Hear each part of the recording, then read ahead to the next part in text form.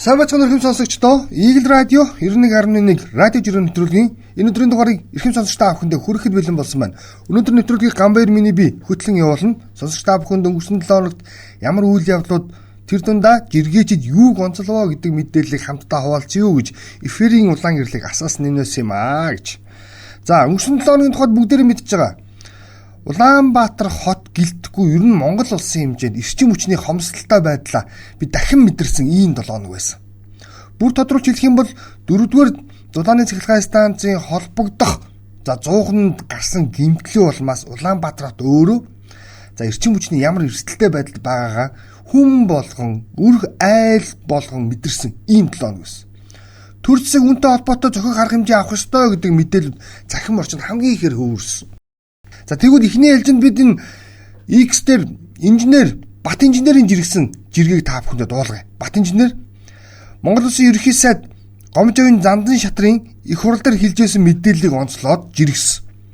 Ерөнхий сайд Зандан шатар чоожил сөрөнг одоо л огцруулах хэрэгтэй. 5 дугаар цахилгаан станцаа өөр сайдыг томилуулж байгаад эхлүүлсэн дээр шүү гэж. Яагаад энэ асуудал Бат инженер ингэж онцлох болсон бэ гэхээр ерөнхий сайд хэлж байгаа. 5 дугаар цахилгаан станц 5-7 цахилгаан станц яасан бэ? Чоожил сүрэн сайдаа. Нэг асуудал үүсгээр л болохоо хэллээ гэх юм.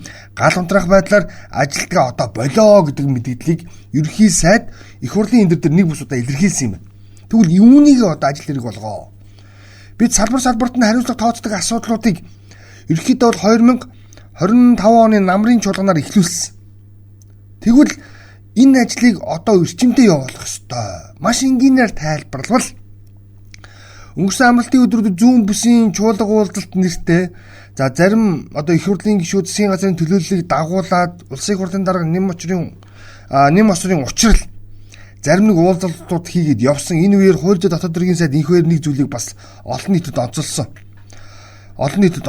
Тэрээр онцлохдоо юуг онцолсон бэ гэхээр ерөөс энэ хаврын чуулган бол бүтнээрээ хариуцлагыг тийм үү? Өөрөөр хэлэх юм бол хариуцлага хэрхэн яаж хүн тооцох вэ гэдэг асуудлыг ярьдаг ийм чуулган байна гэдэг зүйлийг хэлсэн. Тэгвэл магадгүй Бат инженерийн хэлж байгаачлан ерөнхий сайдад тодорхой зарим чиглэлүүдээр үндсэндээ санал оруулж байгаа гэж ойлгож болно иргэдийн зүгээс. Тэрний юу гэхээр үнэхээр энэ салбараа удирдах авч явж чадахгүй байгаа, асуудлаа шийдэж чадахгүй байгаа, гал унтраах маягаар явж байгаа энэ эрчим хүчний салбартаа хариуцлага тооцоо. Ягаад тэгэхээр жишээлбэл өнөөдөр 1 сарын 26-ны энэ өдөр дахиад л эрчим хүч хэвийн боллоо гэдэг мэдээллийн араас юу орж ирсэн гэж 26-ны өдөр эрчим хүчийг одоо юу гэдэг нь тасалж болзошгүй. Өөрөөр хэлэх юм бол цахилгаан хязгаарлалт хийж болзошгүй газруудын цагийн хуваарийг олон нийтэд танилцуулсан дахиад бухимдалд дагуулж байна. Тэгэхээр нөгөө нэг эрчим хүчний одоо сааталтай гэдэг ч юм уу эрчим хүчний юм доголдолтой байдал өнөөдөр бүрэн арилаагүй байгаа юм байна гэдгийг энэ цахилгаан эрчим хүчний хуваар нотолж байна. Тэгэхээр одоо ажиллаж чаддаг хүмүүсийг ажлын хийлгье. Додомддог, галамтраадаг хүмүүстээс одоо хариуцлага тооцъё гэдэг ийм зүйлийг Бат инженер жиргэж байгаа нь энэ байсан баха гэж. За, дараагийн жиргийг бид энэ Откогийн жиргээр явуулах гэж байгаа. Отко тун сонирхолтой жиргээ явуулсан.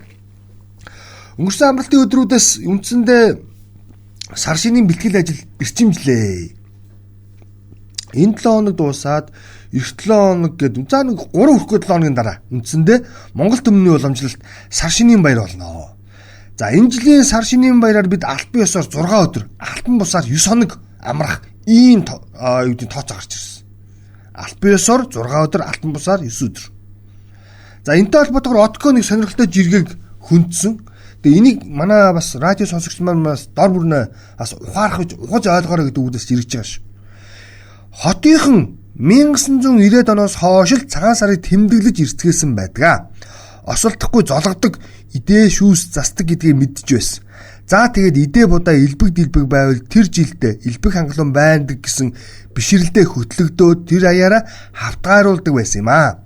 Бүр хуучны хөгшчүүд нь 90-ад онд цөөрсөн байсан баха. Сүүл рүүгээ амьдралдаа цагаан сар тэмдэглэж үзээгүй хүмүүс хөгшрөөд тэмдэглэдэг болцгоосон хөөр хис нарийн ширийн учрыг нь яаж мэдвүлээд Одны жишгээр л эрвийхт эрвийхээрээ элбэг хангалуун тэмдэглэж гээд л үр хүүхдүүд нь мачицгаадаг байсан биз. Одоо харин тэр аав ээжийнх нь цагаан сарыг элбэг хангалуун тэмдэглэх гэж мачийсэн хүмүүс өөрсдөө цагаан сар тэмдэглэх насан дээр ирчихсэн байна. Хараад байхад айхтар хөл хөөрчөг болохгүй байх шинжтэй. Том уулз тавихгүй, олон давхар уул боо өргөхгүй гэцгээх юм аа.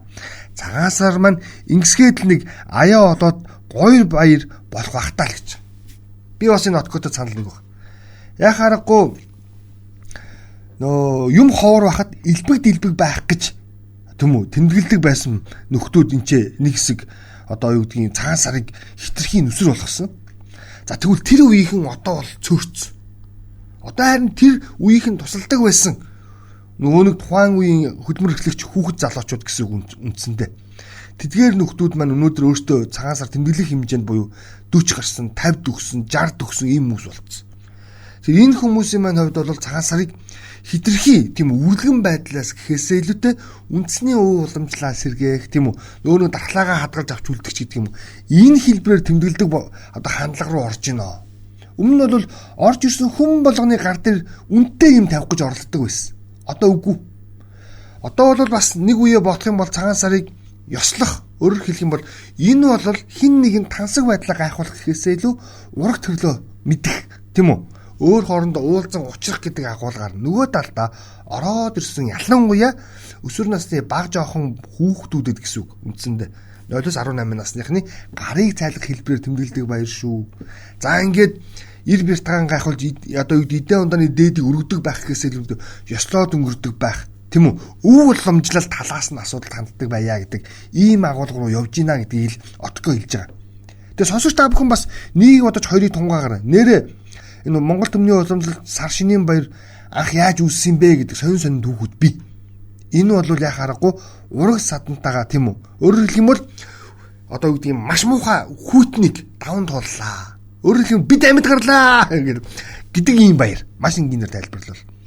Өрөн хавар ирсний баяр, учран золгох буюу өөрөөр хэлэх юм бол дараа жил хүртэл бүгдээрээ бас илүү тий одоо юу гэдэг өөрөө өөртөндөө өр хүүхдтэй анхаарал тавь өвөг дээдсээ хүндлэе гэдэг агуулгатай баяр юм шүү. Зарим нэг цагаан сарын түүхийг бид нар дараагийн дугаараараа бас сонирхуулъя гэж бодож байгаа.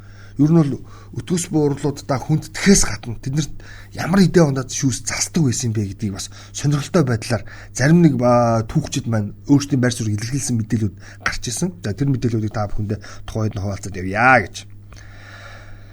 За дараагийн нэг жиргэг бид энэ Арктикагийн жиргэгээр онцлоо. X-дэр Арктика нэг сонирхолтой жиргэг ерөнхийдөө бол энэ яг энэ хүүхдүүд сурагчдын амралтаар гэртээ байсан цаг хугацаатай холбогдуулаад жиргсэн. Өнөөдрөөс за хичээл сургууль эхэлж байгаа. За тэгвэл энэ цаг үед нэг хөшгөний ард үлддэг сэдв бол яа харахгүй тэжээвэр эмтдийн асуудал байж байгаа. Тэгэхээр энэ Арктика тэр тухай юу гэж жиргсэн бэ гэхээр хүн нинжин сэтгэлээрээ зулцаг тэжээгээд хамт 15 жил амьдраад нөгөөх нь өтлөөд хэцүүдэхт нь мал имлэгт аваачиж унтуулах нь их байдаг юм аа. За тэгэл нөгөө нинжин сэтгэлээрээ тийм их хайртай байсан амьтнаа үххийг нь харж чадахгүйгээд өрөөнөөс гараад явдаг. Гэтэл малын эмчнэр яг үхэж байгаа амьтад сүүлчийн харцаараа дандаа эзнээ хайдаг гэжээ. Өөрөө л бараг зовх гэж амьдрсаар насыг барах юм даа л гэж. Энэ яг бодмоор үг байгааз.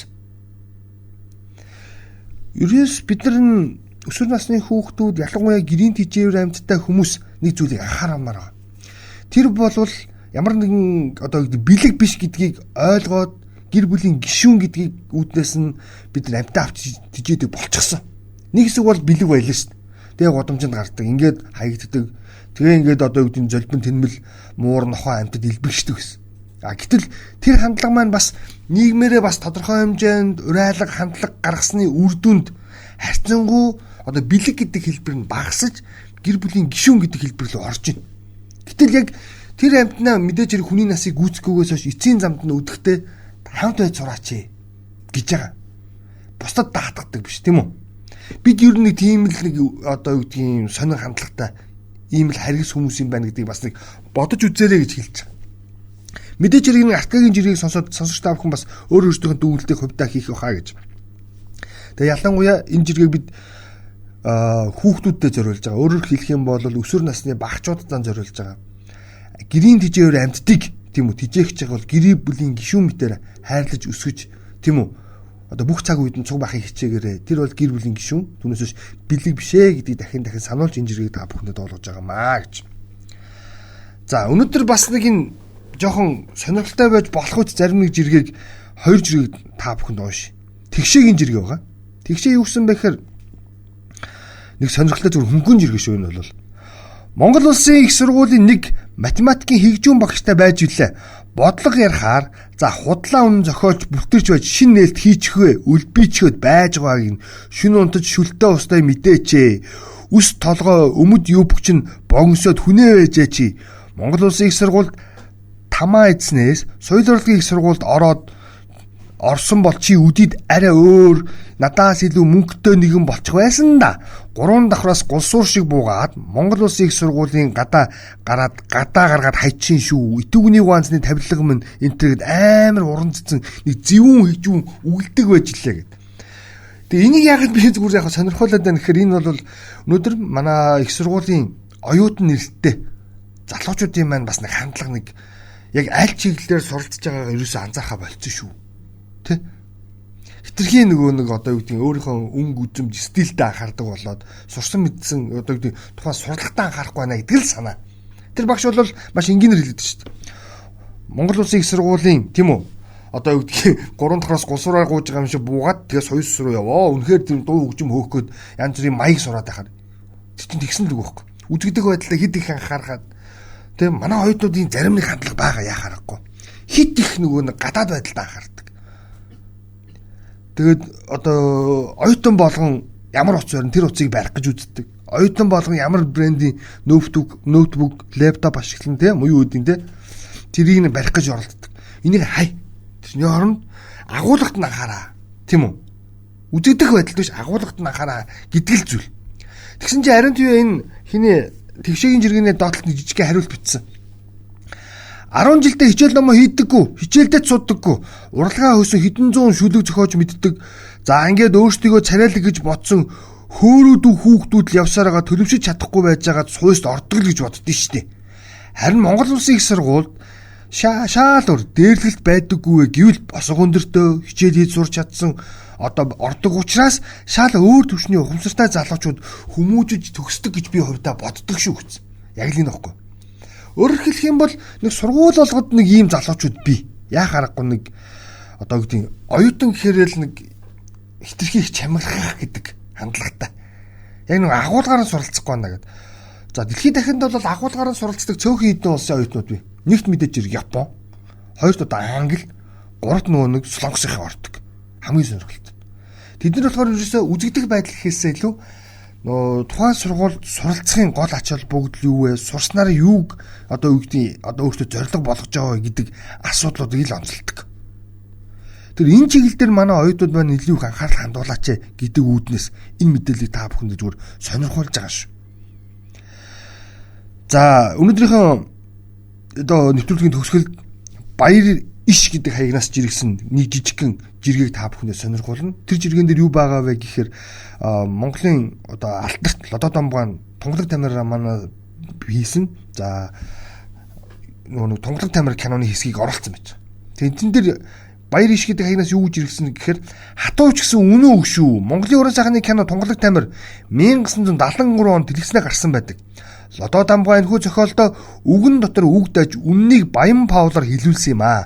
Хайч барьсан планаас тасдахаар үндийн босох хяналт шүүмжлэгч нар ойлгохгүй алсыг ч мэдэхгүй энэ кадр план үрд үлдсэн гайхалтай биш гэж юу гэд. За сануулъя заяа. Ногоова. Манаарон баян. Манад ажил хийхгүй хичнээн жил явсан ч эд сатгадан байх болно. Танай Монголыг урд нэг цагт дэлхийн талыг эзэлж байсан гэдэгт би огт үнэмшиж чаддаггүй юм. Что ты говоришь? Та нарт хийж чадах юм ердөө байхгүй. Энэ хэвээрэн байвал явандан үгүй болно. Энэ өргөн баян нутгийг Азтай чадaltaй улс гүрэн хүртэж хиндэ. Улс гүрний доромжилсан. Яасан цаддаггүй махар гуйдаг ч юм дахиа. Гатууч гэсэн үнэн үг шүү. За ингээд энэ бол ойлгомжтой маш энгийнээр тайлбарлал. Өөрөөр хэлэх юм бол монголчууд та нар хитрхи залах байна гэдэг зүйлийг тухайн үед Лодой Дамбугай юу гэдэг нь гаднаас Монголд ирж хөлжиж байгаа худалдаачны дүрээр тайлбарласан. Бид өөрсдөө хийж бүтээхгүй бол хин нэгний өгөөш болоод дуусна шүү гэдэг санааг. Энэ бол тухайн худалдаачны үг биш.